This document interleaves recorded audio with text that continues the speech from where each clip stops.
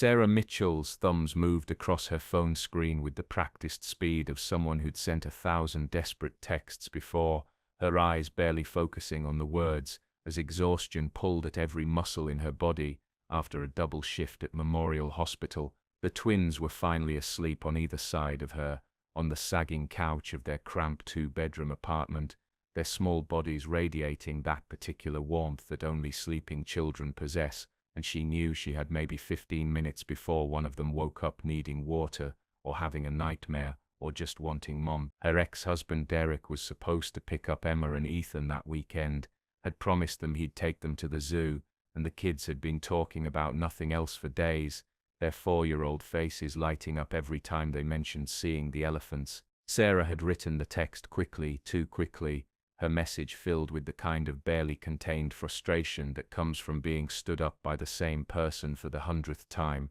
Really, Derek, you promised them, they're asking when Daddy's coming and I don't know what to tell them anymore. The zoo was supposed to be today, I can't keep making excuses for you. They deserve better. We deserved better. She hit send before she could second-guess the bitterness in her words, before she could soften the edges, or pretend everything was fine the way she usually did, and then she noticed the number at the top of the screen, and her heart dropped straight through her chest into her stomach. That wasn't Derek's number. The last 3 digits were wrong, completely wrong. Must have gotten switched when she frantically typed it in because Derek had changed his number again last month without telling her, and she'd had to track it down through his mother. Sarah stared at her phone in horror as the message showed as delivered, then read, and those 3 little dots appeared showing someone was typing a response. She wanted to throw the phone across the room, wanted to unsend the message, wanted to crawl under the couch with her sleeping children and hide from her own stupidity, but instead she just sat there frozen, watching those dots pulse like a ticking time bomb. The response came through, I think you have the wrong number, but I'm sorry you're going through this. Your children are lucky to have a mother who fights for them. Sarah felt her face flush hot with embarrassment mixed with something else she couldn't quite name, something that felt dangerously close to being seen by a stranger in a way she hadn't been seen in years. She typed back quickly, I'm so sorry, wrong number, please ignore that. But the stranger responded again, no need to apologize, bad day.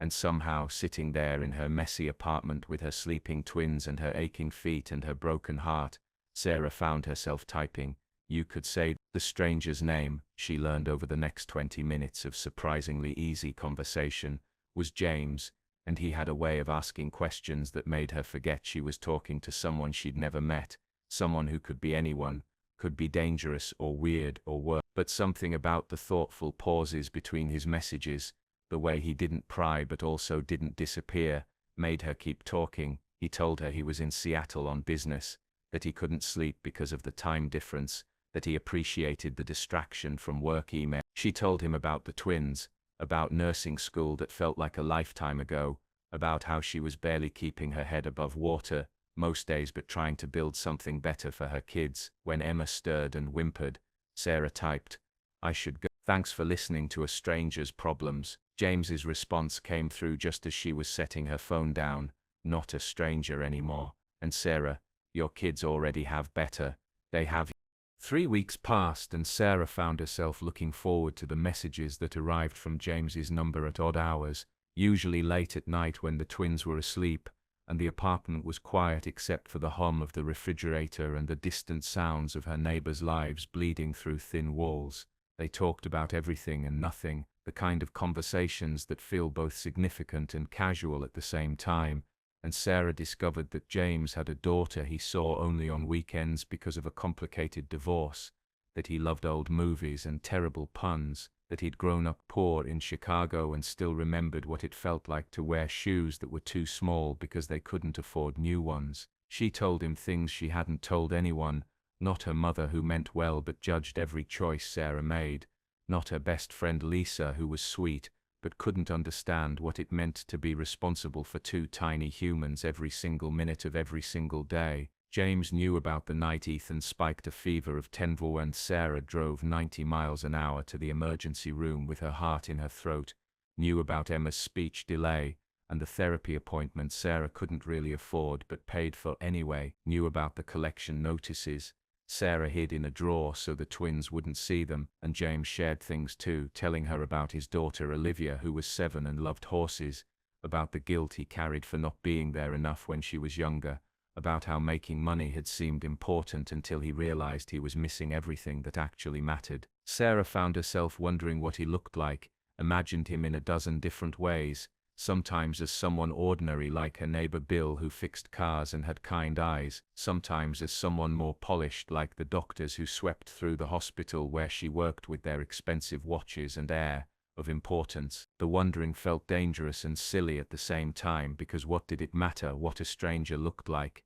And anyway, he was probably picturing her as someone younger and prettier and less exhausted than she actually was. One Saturday afternoon at the playground, watching Emma and Ethan chase each other around the jungle gym with the shrieking joy that only 4-year-olds possess, Sarah's phone buzzed and she smiled before she even looked at it. James had sent random question, "What's your favorite meal?" She typed back, "Anything I don't have to cook." "Why?" His response came quickly, "I want to know what makes you happy." Sarah felt something shift in her chest, that dangerous warmth spreading through her like she'd swallowed sunshine, and she typed carefully, "Mac and cheese from a box with cut-up hot dogs. The twins love it and it cost $3 to feed all of us. That makes me happy." She waited, expecting him to laugh or make a joke, but instead he wrote, "Next question, if money wasn't an issue, what would you order?" Sarah looked up at her children, at Emma's wild curls catching the sunset light, at Ethan's gap-toothed grin as he waved at her from the top of the slide, and she typed, "I'd take my kids somewhere nice where there are real napkins, and nobody yells and the waitress doesn't look at us like we're going to make a mess, and I'd let them order whatever they wanted even if it was just chicken finger, and I'd have a glass of wine and feel like a person instead of just somebody's mom for 1 hour." The response took longer this time, "You deserve that every..." Sarah felt tears prick her eyes and she blinked them back fast because Emma was running toward her saying she needed to potty, and Ethan was right behind complaining that his shoe was untied, and this was real life, not some fantasy where mysterious text message men said things that made her believe in possibility. But that night, after the twins were asleep and the dishes were done and she was sitting in the dark scrolling through her phone to avoid thinking about all the things she had to do tomorrow, James sent, "I need to tell you something." Sarah's stomach dropped because that phrase never led anywhere good, and she typed, "Okay." His message came through in pieces. "I haven't been completely honest with you, not about anything important, but about who I am, what I do. I'm not just a guy who travels for business." Sarah felt the warmth from earlier turn cold. "Are you married?" The response was immediate. "No, divorced. Really divorced. I swear, but I'm not just some regular person either. I'm wealthy, very wealthy. And I should have told you sooner, but I liked talking to someone who didn't know, who just saw me as James." Sarah stared at her phone screen, trying to process what she was reading, her mind spinning through every conversation they'd had, looking for signs she'd missed, clues that would have told her the man she'd been texting for 3 weeks wasn't just James, but James Thornton, founder and CEO of Thornton Technologies, a man whose net worth was literally written about in Forbes magazine. She'd Googled him, of course she had, her hands shaking as she typed his name into the search bar, and now she was looking at photo after photo of a man in expensive suits at charity galas and tech conferences, a man with dark hair going silver at the temples and sharp features and eyes that looked kind even in professional photographs, a man who lived in a completely different universe than she did.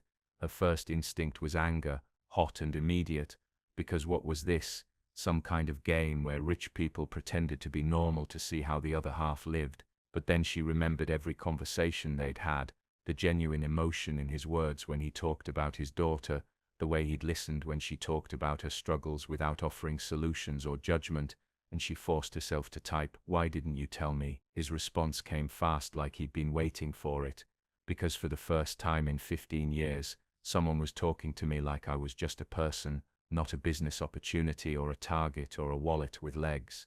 Just James, and I didn't want to lose that. Sarah sat there in her kitchen with the light over the sink casting shadows across her face, and thought about all the times people had made assumptions about her based on her circumstances, the way the other nurses looked at her when she brought leftovers in plastic containers for lunch instead of buying from the cafeteria, the way Derek's mother had made it clear Sarah wasn't good enough for her son, despite the fact that her son was the one who'd left. She understood wanting to be seen for who you were instead of what you had or didn't have, but understanding didn't erase the uncomfortable truth that she'd been sharing her struggles with someone who could solve them with a single check, someone who probably thought her problems were quaint or manageable or not really problems at all. She typed, "I don't know how to talk to you now." James's response took longer this time. "The same way you have been. Nothing's changed except you know what my bank account looks like. I'm still the same person who can't sleep at night, who's worried he's messing up his kid, who thinks your strength is the most impressive thing he's encountered in years." Sarah wanted to believe him, but belief felt dangerous, felt like setting herself up for another disappointment, another person who'd let her down just when she started to trust. She wrote, "Why are you really talking to me, James? What do you want from me?" The response came through and Sarah could almost hear his voice saying the words even though she'd never heard him speak. "Honestly, at first it was just interesting, a wrong number that turned into a conversation. But then I started looking forward to your messages, started thinking about what you'd say when things happened during my day, started wanting to know everything about you, and I know this sounds crazy, because we've never met and I'm probably coming on too strong, but I want to meet you, Sarah, in person, no expectation, just coffee or lunch or a walk in a park where you let me see if the person I've been talking to is as amazing face-to-face as she is through a screen." Sarah's heart was pounding so hard she could feel it in her throat, and she looked around her small kitchen at the pile of bills on the counter, at the twins' artwork covering the refrigerator, at the life she'd built from nothing but determination and love, and she thought about what it would mean to let someone in, especially someone whose world was so different from hers that they might as well be from different planets. But she also thought about how lonely she'd been before those texts started coming, how much lighter everything felt knowing someone out there understood. And she typed before she could overthink it, "Okay, but somewhere public, and I'm not bringing the twins until I know this is real." James sent back, "Fair enough, when?" Sarah checked the calendar on her fridge where she tracked her shifts and the twins' schedules and her mother's availability to babysit.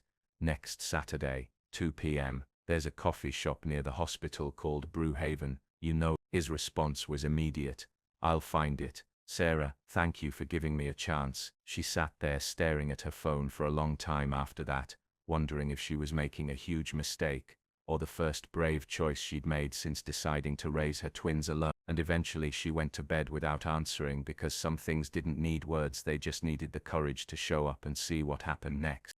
Sarah changed her outfit 4 times before settling on jeans and a blue sweater that Lisa said brought out her eyes. And even then she stood in front of her bathroom mirror thinking she looked exactly like what she was, a tired single mom trying too hard to impress someone who probably had supermodels in his contacts.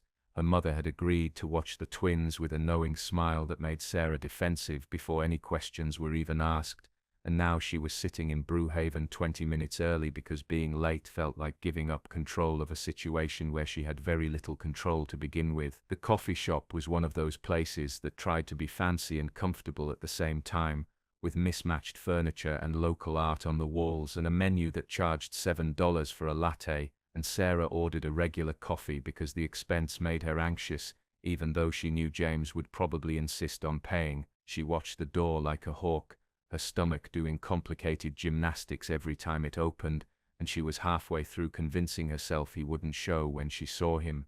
James Thornton looked different from his photos in ways that mattered, less polished and more human, wearing jeans and a button-down shirt that probably cost more than her rent but didn't scream wealth the way his suit photos did, his hair slightly messy like he'd run his hands through it nervously. He was holding flowers, not roses but wildflowers, the kind you got from a farmer's market instead of a fancy florist, and when his eyes found hers across the coffee shop, something in his face softened into a smile that made her believe maybe this wasn't completely insane. Sarah stood up too fast and nearly knocked over her coffee, caught it just in time, and then James was there in front of her looking just as nervous as she felt and saying, "Sarah," like he needed confirmation even though he'd obviously recognized her. She nodded because words seemed complicated and he held out the flowers. "These are for you.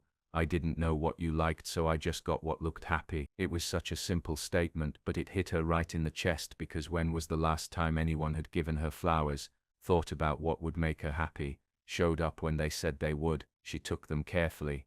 "Thank you," They're beautiful. They sat down and for a minute there was awkward silence, the kind that happens when you've said everything through text but don't know how to translate it to real life. But then James said, "You're more beautiful than I imagined, and I imagined a lot." Sarah felt her face heat up. "You're smoother in person than over text." He laughed, and it was a good laugh, genuine and a little self-deprecating. "I'm absolutely terrified right now, if that helps. I kept thinking you'd take one look at me and decide I was some creepy rich guy playing games." Sarah studied him carefully, looking for signs of insincerity or ulterior motives or all the red flags her experience with Derek had taught her to watch for. "Are you playing games?" James met her eyes directly.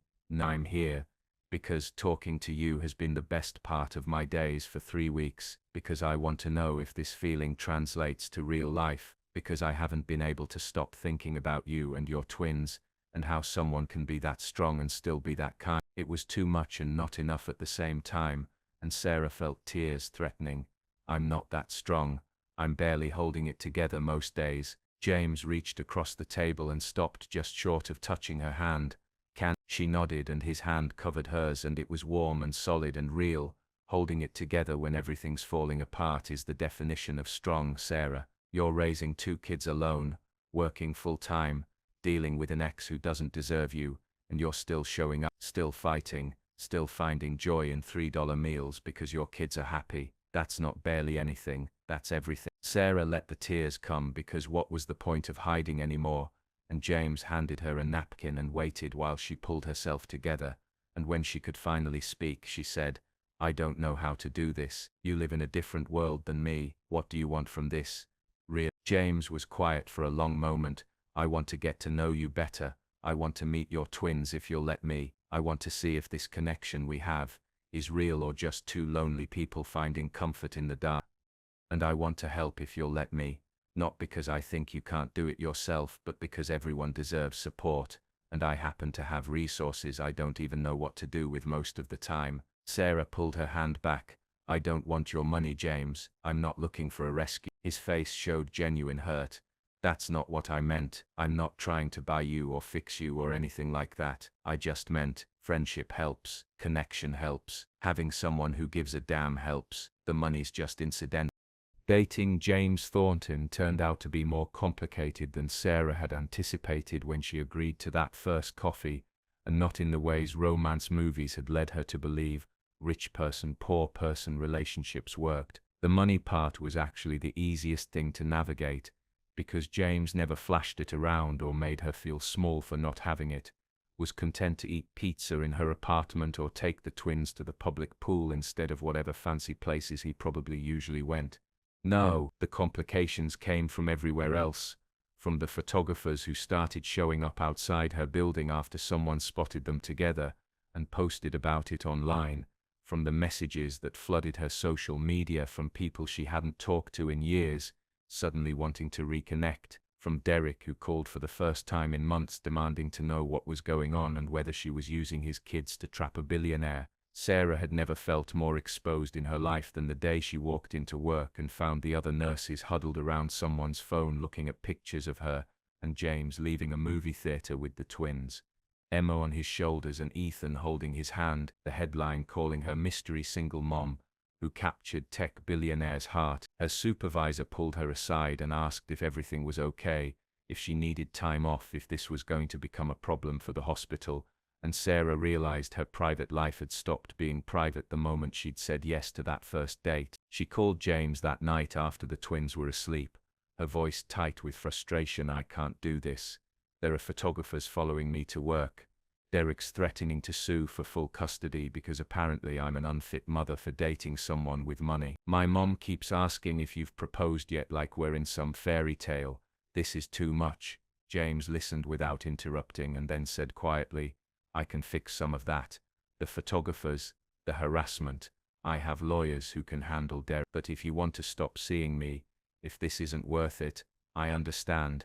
I knew my life came with complications, but I didn't think about what that would mean for you, and I'm sorry." Sarah sat there in the dark of her bedroom listening to him breathe on the other end of the line and thought about the last 2 months, about how the twins had started calling him Mr. James and asking when he was coming over again, about how Emma had told her class that her mommy had a friend who was really nice and made her laugh, about how Ethan had drawn a picture of their family that now included a tall man with dark hair standing next to Sarah. She thought about how James had fixed her car without being asked, not by buying her a new one but by having his mechanic friend look at it and only telling her about it after it was done. How he'd shown up to Emma's speech therapy appointment because he remembered Sarah mentioning it and thought she might want support. How he'd sat on her floor playing trains with Ethan for 2 hours while she napped on the couch, exhausted from a double shift, and hadn't complained once about the trains being boring or beneath him.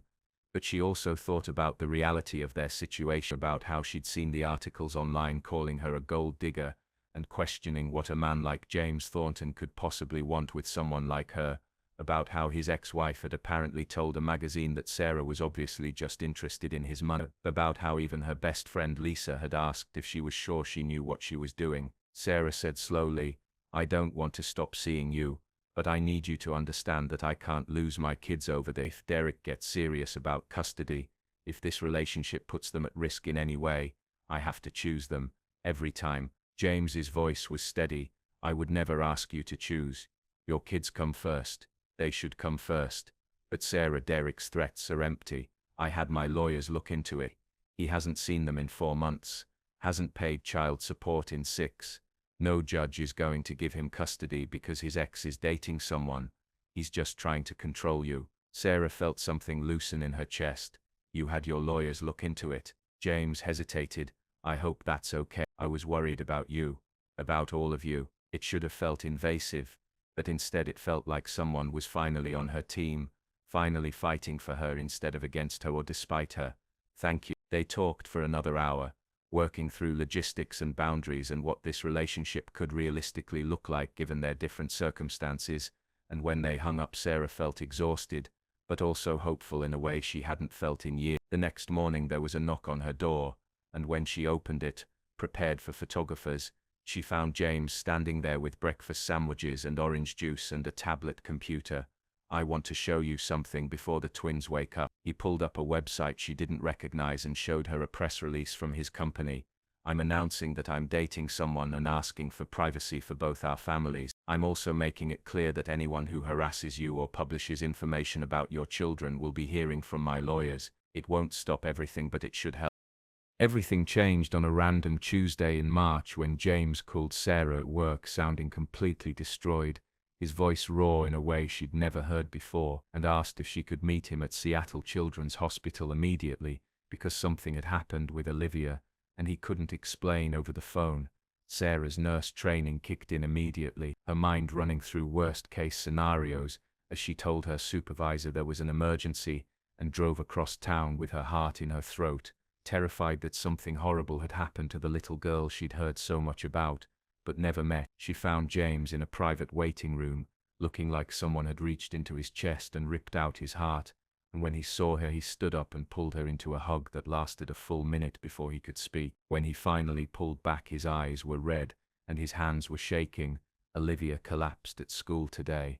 They rushed her here, and ran tests and found something, a genetic condition, something." Sarah's medical knowledge filled in the blanks her imagination didn't want to touch. What kind of genetic condition? James sat down hard and Sarah sat beside him, taking his hand. "It's called long QT syndrome. It affects her heart rhythm. The doctors said she needs medication, maybe surgery eventually, and that she's been living with it probably since birth without anyone knowing. They said she could have died, Sarah, could have just dropped her dead on the playground, and we wouldn't have known why." Sarah squeezed his hand. "But they found it now. They can treat it. That's what matters." James looked at her with something desperate in his eyes. "That's not all. The doctors ran a full genetic panel because they wanted to understand the mutation better, see if it came from me, or my ex-wife, and they found something else, something that doesn't make sense." Sarah felt her stomach drop. "What did they find?" James pulled out a paper, and his hands were shaking so badly, he could barely hold it. "Olivia isn't my biological daughter. The genetic markers don't match. They ran it 3 times to be sure. 7 years. Sarah, 7 years. I've been raising a child who isn't mine, and nobody told me." The room felt very small and very cold, and Sarah's mind raced through implications. Does your ex-wife know? James's laugh was bitter. Oh, she knows. I called her after the doctors told me, and she admitted everything, said she'd had an affair right before we got married, got pregnant, wasn't sure whose it was but hoped it was mine, and when Olivia was born and I was so happy, she just never said anything. Let me bond with this child, and build my entire life around being her father, and never once told me the truth. Sarah felt fury rise in her throat. That's not okay. That's so far from okay. James was crying now, quiet tears running down his face. But the worst part is that it doesn't change how I feel about Olivia. She's still my daughter in every way that matters. I still love her exactly the same. But I keep thinking about all the choices I made, based on a lie, all the ways I reorganized my life to be a good father to her, and wondering if I was just being played this whole time. Sarah pulled him close. You were being a father. That's not being played. That's being the person who showed up and loved a child who needed you. Biology doesn't make you a parent. Showing up makes you a parent. They sat there for a long time while James cried and Sarah held him, and eventually a doctor came to tell them Olivia was awake and asking for her dad, and James stood up and wiped his face, and looked at Sarah.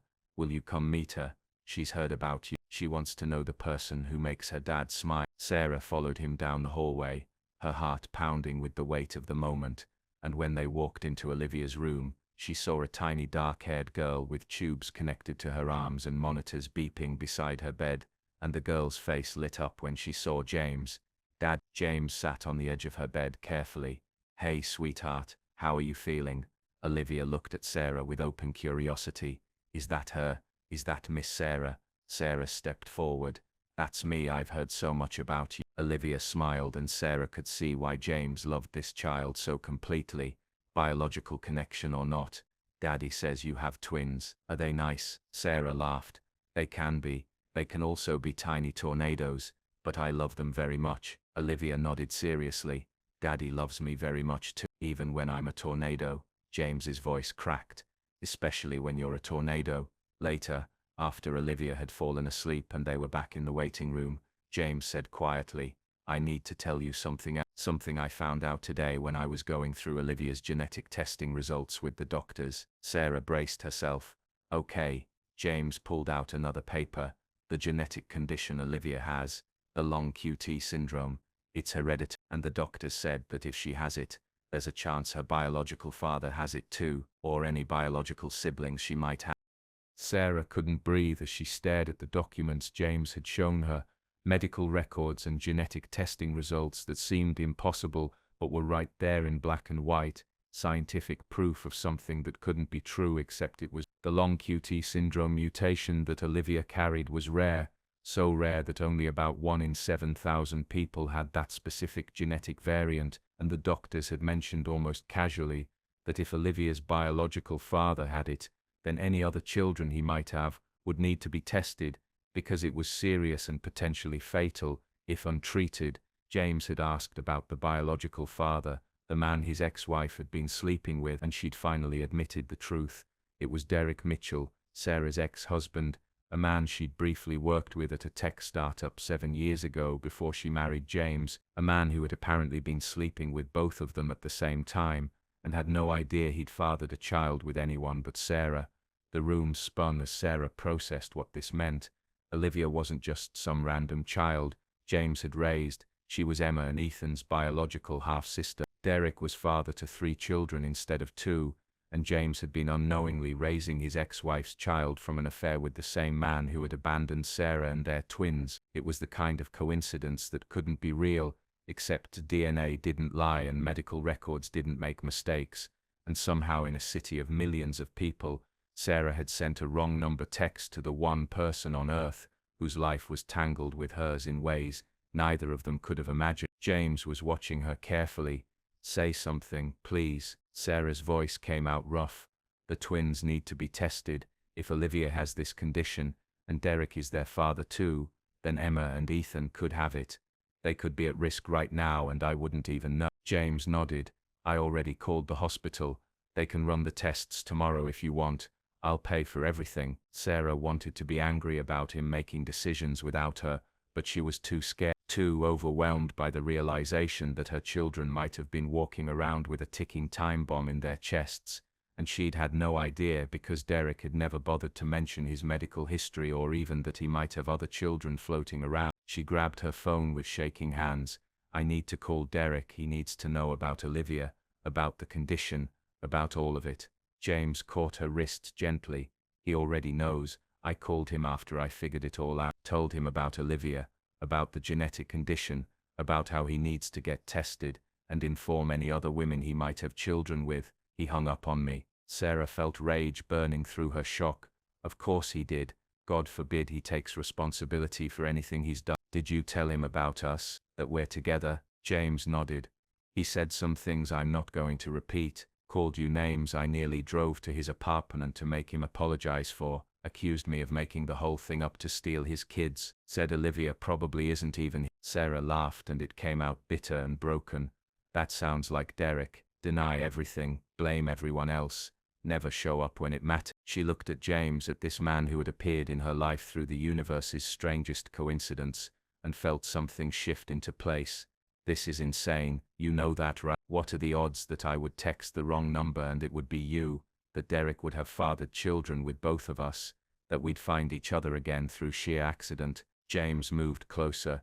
I don't believe in accidents anymore. I think you were supposed to text me. I think we were supposed to find each other. I think Olivia and Emma and Ethan were supposed to be connected, because they're siblings and they deserve to know each other, to be part of each other's lives. Sarah felt tears streaming down her face.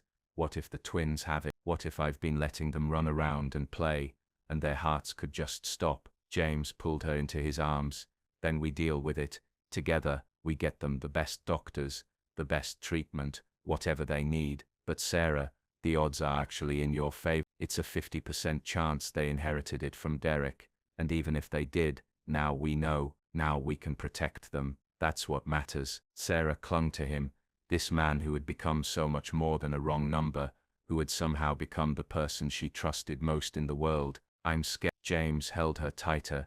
Me too, but we face it together. The next day Sarah brought Emma and Ethan to the hospital for genetic testing, explaining to them in 4-year-old terms that the doctors needed to check their hearts to make sure they were strong and healthy, and both twins were remarkably brave, even when they cried during the blood draw. James was there the entire time, holding Ethan's hand while Sarah held Emma's, and afterward he took them all out for ice cream despite it being 10 in the morning, because sometimes rules didn't matter as much as comfort. The results took 3 days to come back and Sarah barely slept the entire time, kept checking on the twins at night to make sure they were breathing, kept imagining worst-case scenarios where she lost them because she hadn't known soon enough. When the doctor finally called, Sarah answered with her heart in her throat and James, sitting beside her holding her free hand. Mrs. Mitchell, we have the results from Emma and Ethan's genetic testing. Sarah could barely speak.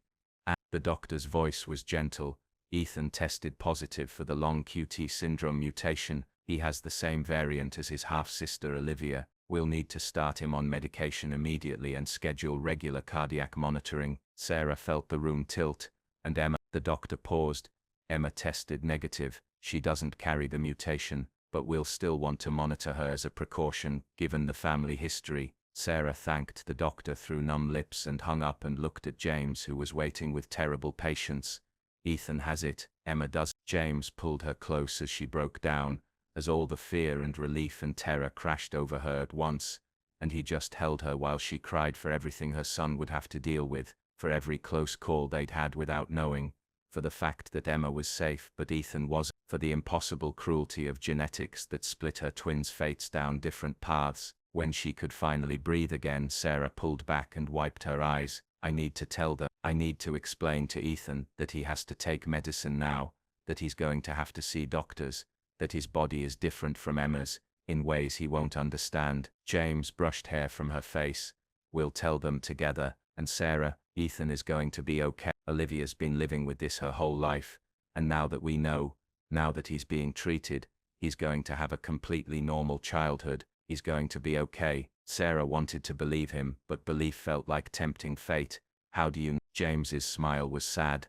Because he has you as a mother, because he has his sisters looking out for him, because the universe didn't bring us all together just to take any of you away from me. I have to believe that or I can't get through this either. That night after the twins were asleep, after Sarah had explained to Ethan that he had a special heart that needed medicine to stay strong and he'd accepted it with the casual resilience of children, after Emma had insisted she would share her strong heart with her brother if he needed it, Sarah sat with James on her couch and said, I want the kids to meet Ethan and Emma and Olivia, their siblings. They should know each other. James looked at her carefully.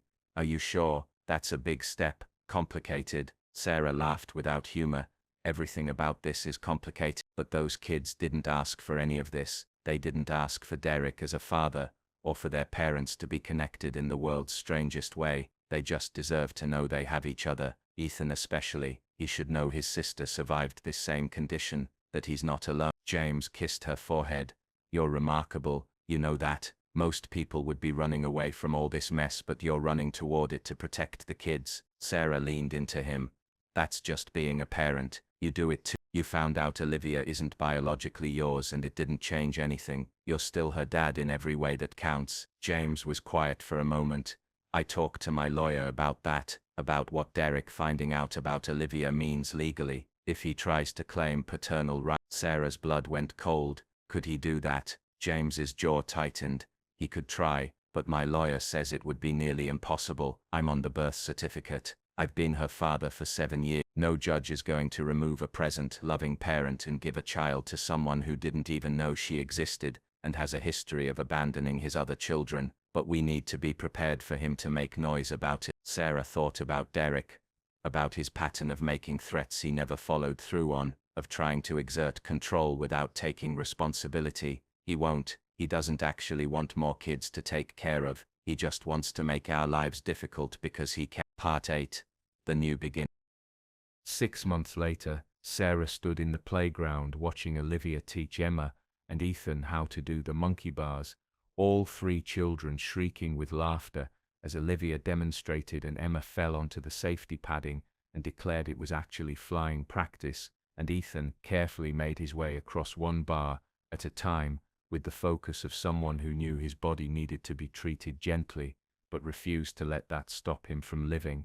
James stood beside Sarah with his arm around her waist and she leaned into him, this man who had entered her life through the universe's strangest accident and somehow become the center of it, and she thought about how much had changed since that wrong number text she'd sent in a moment of frustration and exhaustion. Ethan was doing well on his medication, his cardiologist reporting that his heart rhythm had stabilized, and with proper monitoring he could live a completely normal life, could play and run, and do everything other kids did with just some reasonable precautions. Olivia had become obsessed with being the best big sister possible, calling Sarah at least once a week to ask about the twins and sending them drawings and little gifts through James, and the 3 kids had taken to each other with the instant bond that children form when adults don't complicate things with explanations about biology and half-siblings and complicated histories.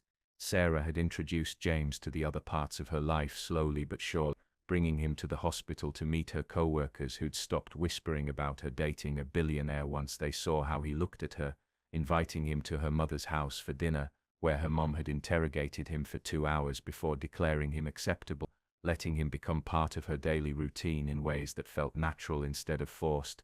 James had done the same, bringing Sarah to business dinners where she had to Google half the technical terms being discussed, but found she could hold her own in conversations about people and relationships and the things that mattered beyond profit margins, introducing her to his daughter officially as his girlfriend, and watching Olivia's face light up with approval, making space in his life for her twins in ways both big and small. The money part had been harder to navigate, because Sarah's pride kept rearing up every time James tried to help, but eventually they'd reached a compromise where she let him pay for Ethan's medical expenses that her insurance didn't cover, and accepted his help with childcare when she needed it, but she kept paying her own rent and buying her own groceries and maintaining the independence that felt crucial to her sense of self. James had respected that even when she could tell he wanted to just solve all her problems with his checkbook, understood that what she needed wasn't rescue but partnership. someone who showed up and stayed even when things were hard. The photographers had mostly lost interest once the initial novelty wore off, and they realized Sarah wasn't going to be photographed leaving expensive stores or wearing designer clothes, wasn't interested in being a billionaire's trophy girlfriend, but just wanted to live her life with her kids and this man who made her laugh.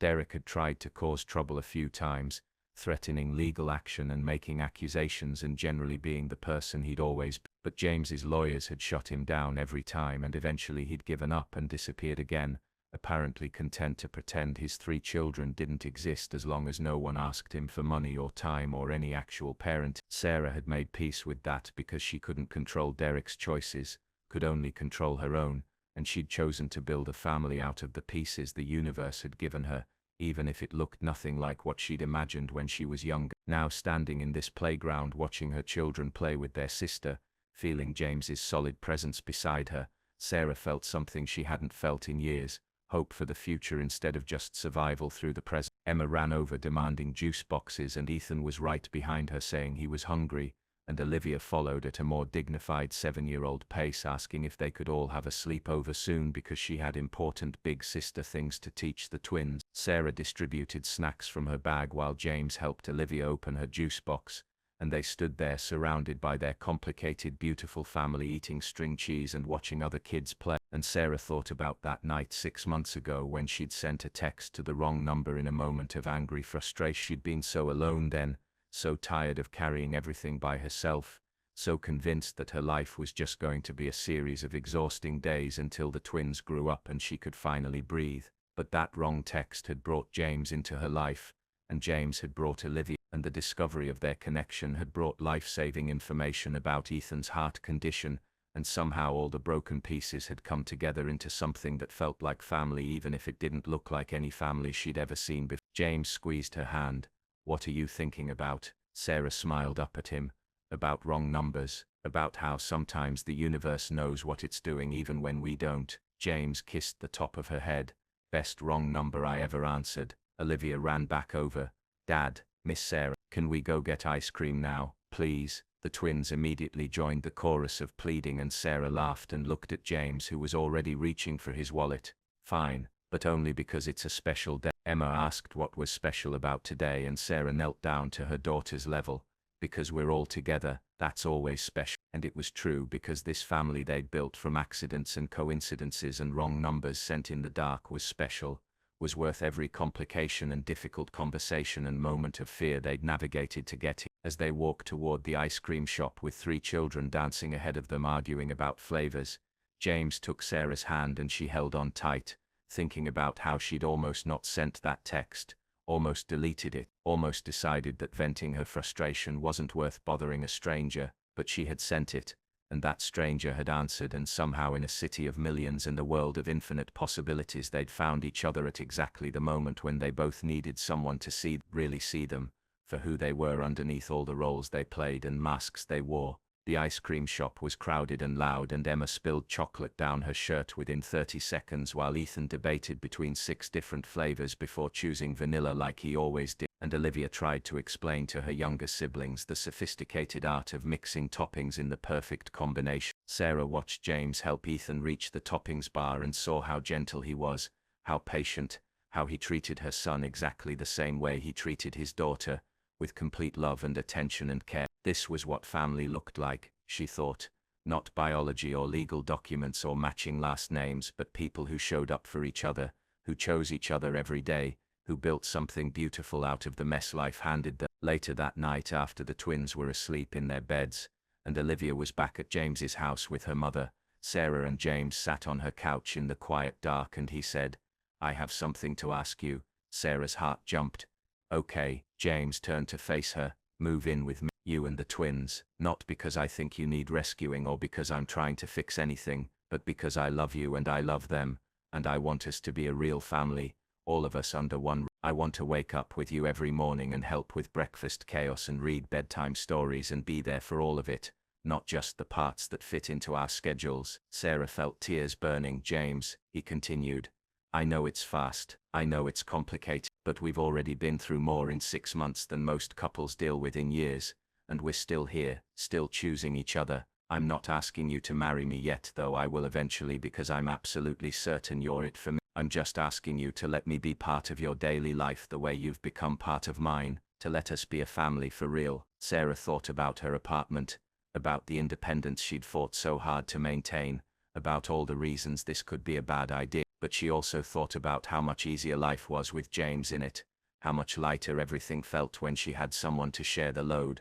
how the twins lit up every time he walked through the door. She thought about Olivia and how much Emma and Ethan loved their big sister, about how they could all be together more if logistics weren't constantly keeping them apart. Most of all, she thought about how this man had shown up for her in every way that mattered, had proven through actions not words that he was committed to this family they were building, and how refusing him would be pride talking instead of sex. So Sarah Mitchell looked at James Thornton, the billionaire she'd texted by accident 6 months ago, the man who'd become her best friend and partner, and the person she trusted most in the world, and she said, "Yes, we'll move in with you, but the twins get to help decorate their rooms and I'm keeping my job and we split the chores and you can't just throw money at problems we need to actually discuss." James was grinning like Christmas had come early. "Deal, all of it, anything you want." Sarah kissed him and it felt like coming home, like every wrong turn and mistake and moment of desperation had been leading her here, to this person, to this life, to this family that didn't make sense on paper but made perfect sense in her heart. And she thought again about that text message, about how sometimes the wrong number is exactly the right one.